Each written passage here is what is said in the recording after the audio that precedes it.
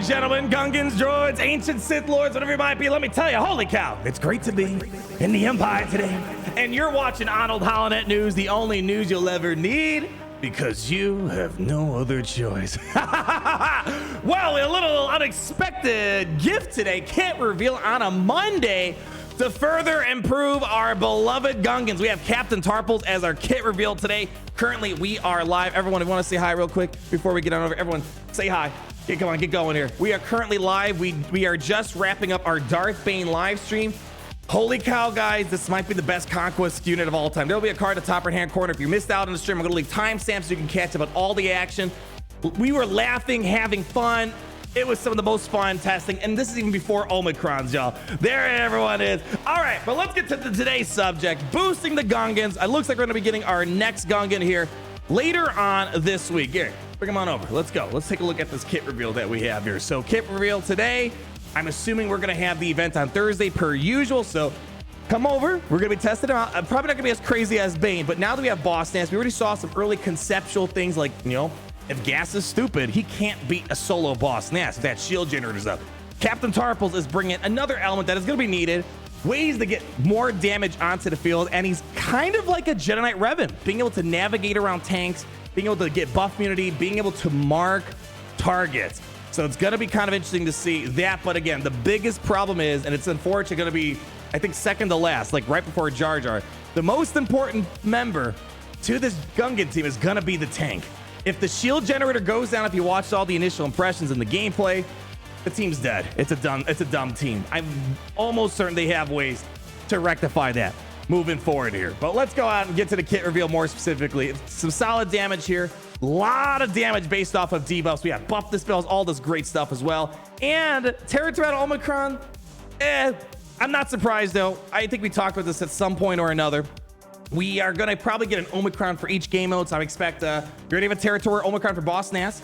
Probably going to be good. Territorial Omicron here. We're probably going to get a Raid Omicron. I fully expect getting a Grand Arena Omicron, so I'm expecting Omicrons for all different types of factions or different game modes that we have out here. And he will be needed at Relic 5 for Jar Jar Binks for the event. All Relic 5s, unfortunately, we're past the days of low gear unlocks, although maybe we get more of those Cal events. The Jedi Knight Cal event was fairly just, aside from all the Cairo techs, of course. And they're bringing back the customized, interesting marquee structure. I was a pretty big fan of it. Everyone got more stuff than they normally did, so they're doing it for all the Gungans.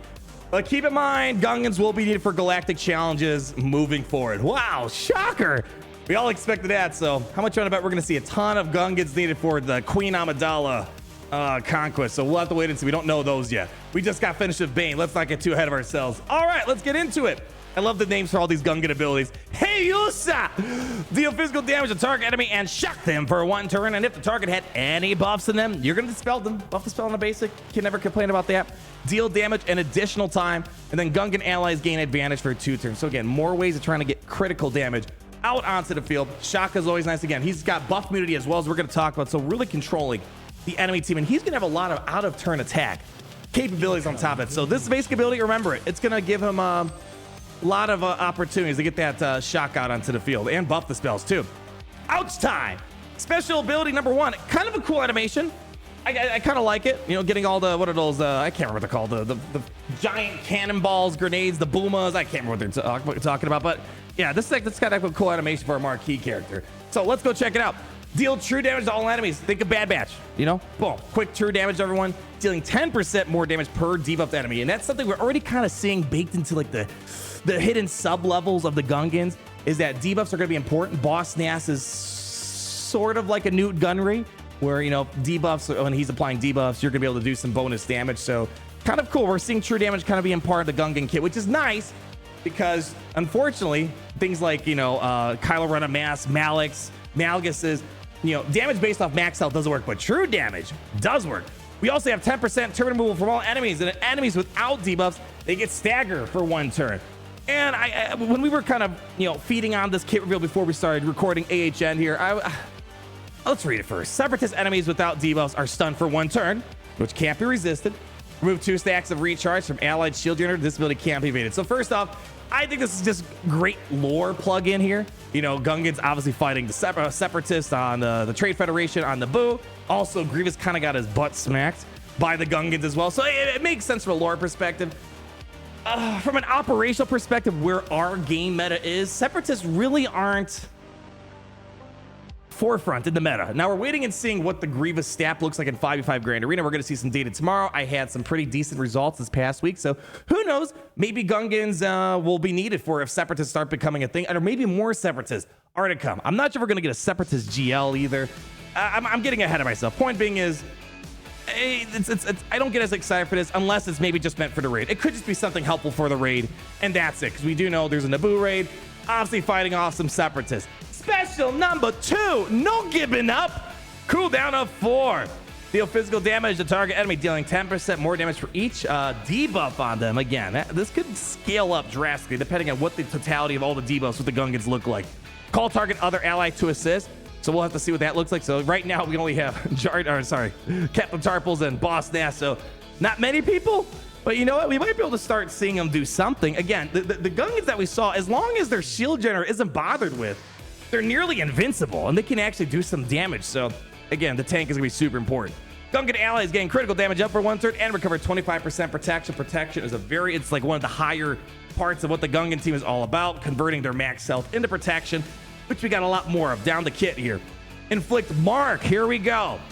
Inflict marked on the target enemy for 1/3, and don't worry, he's got things that's gonna allow him to ignore taunt, because right now it reads, well, this is dumb. I'm just gonna put mark on a tank. No, it's a bit better than that. If they don't already have it. And again, more Separatist stuff. If the target enemy is a Separatist, also inflict the enemy leader with mark for 2 turns, which can't be dispelled, evaded, or resisted. So this is gonna be great for General Grievous. So let's say you're stuck behind Magna Guard, use the ability, Grievous is marked. He doesn't like that. So again, you know, we gotta wait and see if the staff's gonna do something, because in 3v3 was kind of disappointing. He's not really used in territories. We'll have to wait for 5v5 data. So we'll find out by tomorrow if Grievous is gonna be chilling in the meta, and maybe this will be a little bit more important. I mean, maybe against Trench, because you know we need lots of Trench counters. And then lastly, no leadership ability. We have a unique ability that has that territory battle Omicron. Misa think of something with the Zeta ability and Omicron. They forgot to label it there. At the start of battle, Captain Tarpals loses 75% max health and gains that much max protection. So that's a lot. We saw that with Boss Nass. Very helpful, especially when you imagine, you know, a lot of stuff that's percent health damage. It's not going to affect them. It just has no effect if they have no max health to really deal against. Like exposes doesn't really do much when you're all about max protection. Whenever Captain Tarpals attacks out of turn, deal bonus true damage equal to 5% of his max protection. So we kind of see this kind of baked into some kits where the more relics you have, the more damage you do. Like the more relics you have on Tusk is the more damage over times you have. We kind of see that Night Sisters too. We're seeing that here, where you're going to do more damage based off max protection. So that could be a lot, especially if he's attacking out turn a lot. Can't be evaded. And he and the weakest other Gungan recover 10% protection. So even more protection recovery. Whenever Captain Tarpal scores a critical hit, remove 1 stack of recharge from the allied shield generator. And I believe tactile scanner, if my tactile scanners are correct here, this is going to be important because you want the shield generator to lose its stacks. It's got 2 stacks. You don't want to lose the stacks where it gets destroyed. The stacks where when it gets down to 0, it basically does a massive buff and then it starts up again. So you're kind of rebooting it. So it sounds like this will help you burn through those stacks a little bit faster. So we'll be able to remove 1 stack of recharge from the allied shield generator. Gungan allies gain 5% defense penetration for 1 turn, stacking for each stack of recharge removed from the allied shield generator. So again, more damage ramping going on in the background. Captain Tarpals gains 1% Terminator whenever an enemy is inflicted with a debuff. And there might be a lot of debuffs. We're only seeing what Boss Nass has, what he has. It could really help out if you're really spamming a lot of debuffs. Again, 1% Terminator, hey, just get every little bit helps you. So not maybe train level debuffs, but I could imagine in like Conquest, this is a stupid thought, but you know, with the thermal detonators damage over time, Tarpals would probably run like an infinite Terminator train. Whenever a debuff enemy attacks Captain Tarpals, he counterattacks and does all that stuff that we already talked about, the boat with the true damage and all that other fun jazz. But it gets a little better. This is kind of where the full Jedi Revan comes out of him. If there's an active allied shield generator at the start of Captain Tarpals' turn, dispel all the debuffs on himself. So he's kind of like Atreya. Ignore taunt. And whenever he attacks out of turn, inflict buff immunity for 1 turn. So kind of a lot of stuff going on. So now you can get around the taunt, mark someone down other than the tank, kind of a useful tool to have at your disposal. But again, this further emphasizes if we don't have a way to adequately protect the shield generator, all this cool stuff the Gungans will do is it's useless. So we're not going to really fully appreciate the shield generator stuff until we get the tank and we can see how the tank can, like, maybe the tank will make the shield generator unavoidable and only like maybe AoEs can harm the shield generator. I don't know. I'm just throwing some ideas out there. And then we have Territory Battle Omicron. Now, again, I'm not going to complain about him. It's I was fully expecting an Omicron for every type of game mode. Makes sense. Although I would love just all Grand Arena Omicrons on these guys. That's not the expectation to set here. My problem is with Territory Battles is this: Gungans, first of all, aren't like a free-to-play, early accessible, low-gear team. They're going to be an expensive, cutting-edge team. And for people that are going to invest in these teams early on, they probably already got enough teams, you know, to do their light side, their neutral missions, and they might be fine even without the Omicron. That's the other problem. Again, because Territory Battles is a function of just how much GP you can deploy. Unfortunately, the missions just aren't nearly as important as some previous Territory Battles. So I get some Territory Omicrons are great. You know, we talked about them recently. Cal, Rolo, Finn, you know, stuff like that. Maybe Omega. But beyond that, I'm not expecting this to be a widely loved thing here. But it's fine, you know. Not everyone's going to be Grand Arena Territories, that stuff. At the start of each encounter, Captain Tarpals gains 20% offense for each active Gungan ally. So, boom, 100% offense right there. And all Gungan allies gain critical damage up for 2 turns. And even a crap ton more max protection.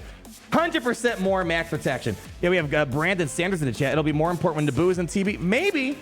You know, I mean, that's something to consider if they do add more planets. Because, like, you know, Territory Battles, you do feel stretched out when you have the 3. You know, you have your dark, neutral, light side. And then we have Zepho. So you have 4 planets at once. So maybe if there's like 5 planets at once, you know, maybe help. But again, the Gungans might be fine, but they don't even need the Omicron. It's like Mandalorians. Mandalorians are pretty solid, even without the Paz Vizsla Omicron. It's there. If you love the Gungans, you go for it. But with Omicrons being such an important resource, you know, I don't know. People are going to go for it. At the start of each Gungan ally's turn, they remove 1 stack of recharge from the allied shield generator. Again, trying to burn through those stacks so the shield generator can do its really cool basic ability. And the first of each Gungan ally falls below 50% health, they recover 100% health and protection. So kind of like a baked-in savior like thing. He's literally he's kind of the Jedi Revan almost of the Gungans. At the start of Captain Tarpal's turn, if he has more than 50% max protection, all Gungans gain offense up for 2 turns. Otherwise, they gain defense up for 2 turns. And whenever a Gungan ally is dazed or stunned, they dispel it, reset their cooldowns, gain a bonus turn. Whenever Captain Tarpal scores critical hit, add a stack of plasma shielding to all ally shield generators. So again, seems like a cool Omicron. If you care about Territories, I'm going to just say it's probably going to be guaranteed 2 out of 2s, but they might be already a 2 out of 2 before the Omicron. But there we go. 2 out of 5 Gungans, at least 2 out of 4 before Jar Jar comes around. We're seeing some damage. We're seeing some control, ways of navigating around the battlefield. Cool and all. And I know I keep saying the same thing, but I really need to see what the tank is going to be like. So that's going to wrap it up for today's AHN. Again, if you didn't make it to our Darth Bane testing, ooh, man, you missed a lot of good stuff. But don't worry. I'll have timestamps in the stream, and tomorrow we'll make a fun video condensing all the amazing stuff we saw with Darth Bane. So for you guys in the future, the now, you know how much butt Darth Bane's kicking. Anyways, on the way out, let's go have everyone say goodbye really quickly. Thank you all so much for coming out, staying with us here in AHN. Everyone coming on stream, absolutely love you guys. Fantastic time we had here together. And it really makes me want to say at the end of the day, how it's great to be. I'm going to say it slow so I can get people in here. Yeah, in the Empire. Today. Oh, it's great to be in the Empire today. The sun never sets.